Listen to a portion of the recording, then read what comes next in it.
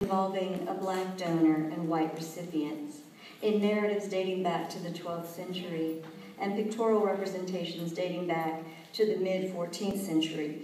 These representations appear, for example, in a Scottish poem, in Greek narratives, and in paintings and altarpieces in several countries, including Spain, Italy, Germany, Austria, Belgium, Switzerland, France, and Portugal. A few of these paintings have made their way here and are in a few museums around the United States. Miracle of the Black Leg. 1. Always the dark body hewn asunder. Always one man is healed, his sick limb replaced, placed in the other man's grave, the white leg buried beside the corpse or attached as if it were always there.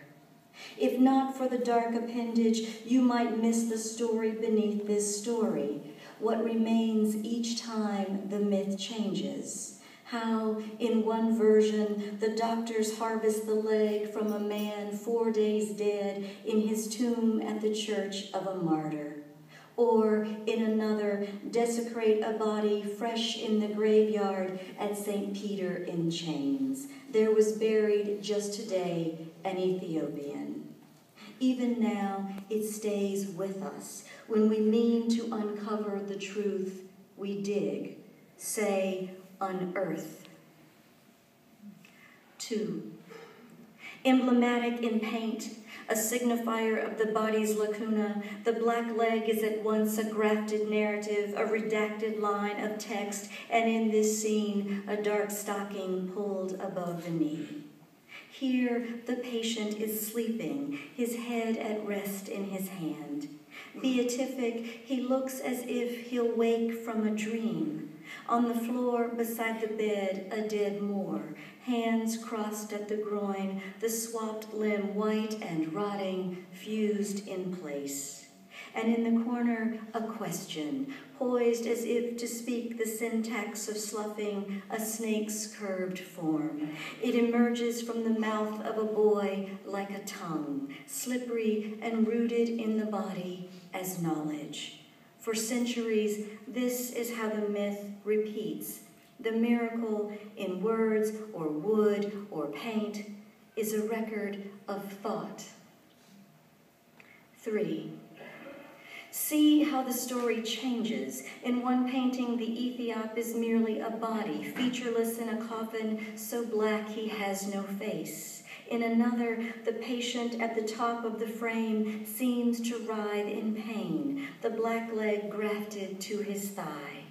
Below him, a mirror of suffering, the blackamoor, his body a fragment arched across the doctor's lap as if dying from his wound. If not immanence, the soul's bright anchor, blood passed from one to the other, what knowledge haunts each body, what history, what phantom ache? One man always low, in a grave or on the ground, the other up high, closer to heaven. One man always diseased, the other a body in service, plundered. 4. Both men are alive in Violdo's carving. In twinned relief, they hold the same posture, the same pained face, each man reaching to touch his left leg. The black man on the floor holds his stump.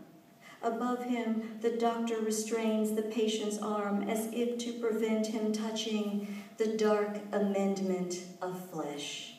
How not to see it?